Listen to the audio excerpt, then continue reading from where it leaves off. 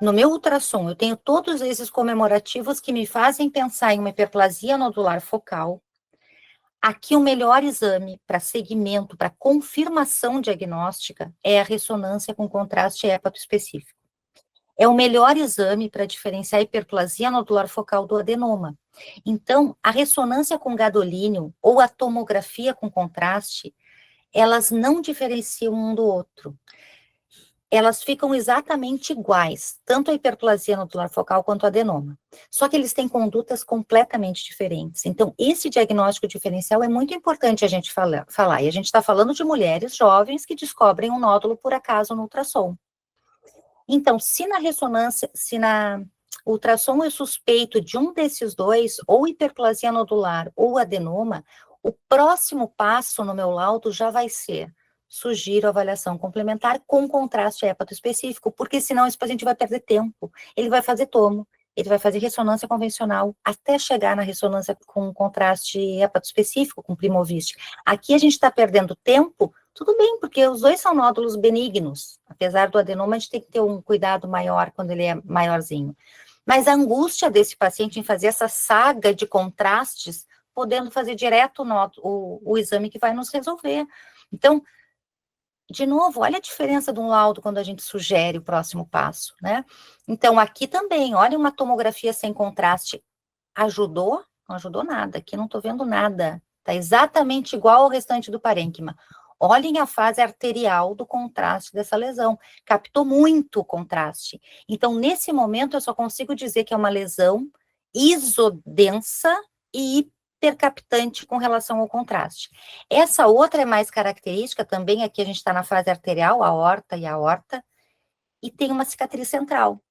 Mulher jovem, lesão hiperdensa, com cicatriz central, sem cirrose, deve ser mesmo hiperplasia nodular focal, mas o adenoma também pode se comportar assim, até agora.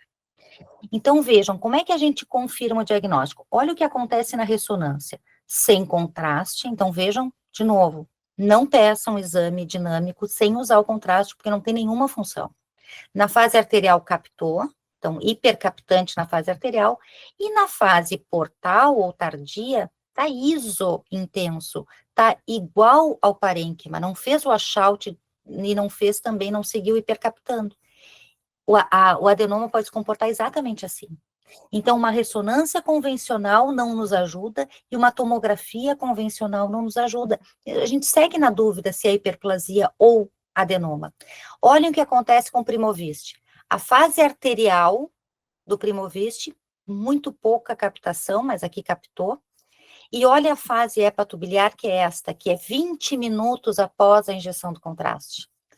Continua hipercaptando. Então, aqui a gente pode até imaginar que tem uma cicatriz central, que tenham estrias fibrosas do centro para a periferia, que tem um halo.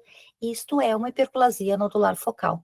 Mas a gente precisa desta fase do exame, que é a do contraste específico, que é bem maior. Esse exame demora mais, 20 minutos a mais do que a ressonância convencional. E o adenoma, gente, que é a última lesão que a gente vai falar aqui, é a mais complexa de todas as lesões, não só para o hepatologista que conduz esses pacientes, mas na imagem também pode confundir muito.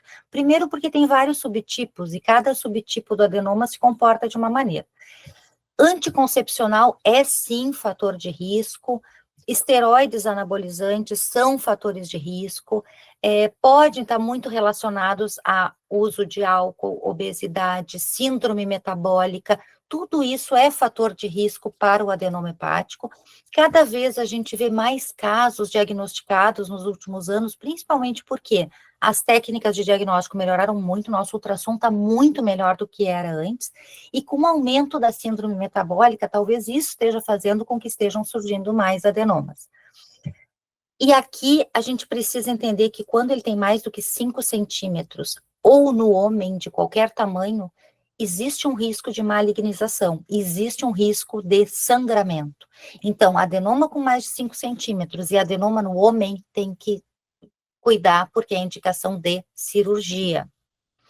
Vejam como aqui no ultrassom eles podem ter qualquer característica. Aqui é uma lesão hipoecogênica. Aqui é uma lesão heterogênea, mas predominantemente ecogênica. Aqui tem uma área de necrose também. Em geral, os adenomas têm gordura, e lembram que gordura no ultrassom é igual a branco. Então, nódulo branco, quando não é típico do hemangioma, né, bonitinho, quando ele é mais heterogêneo, mas tem áreas mais brancas, isso pode ser um adenoma. E os vários subtipos que a gente tem: inflamatório, ativado pela beta-catenina, que é o que mais maligniza, o esteatótico, alfa-mutado e outros tantos que a gente já sabe que existem hoje mais de 8 subtipos de adenomas. Existe, assim, em geral eles são únicos, né? Sempre a gente vai precisar do Primovist para o diagnóstico diferencial do adenoma da hiperplasia nodular, porque sem o Primovist a gente não faz esse diagnóstico. E a gente pode ter a adenomatose, ó. A adenomatose é um fígado cheio de micronódulos, não são micronódulos, são nódulos pequenos. O maior deles aqui, medindo talvez o que é 1,5 cm, não mais do que isso, e aí a gente chama de adenomatose. Olhem a diferença do contraste do Primovist. Na fase hepatobiliar, vocês lembram que a hiperplasia nodular ficava hiperintensa, o adenoma fica hipo. E aqui também fica hipo.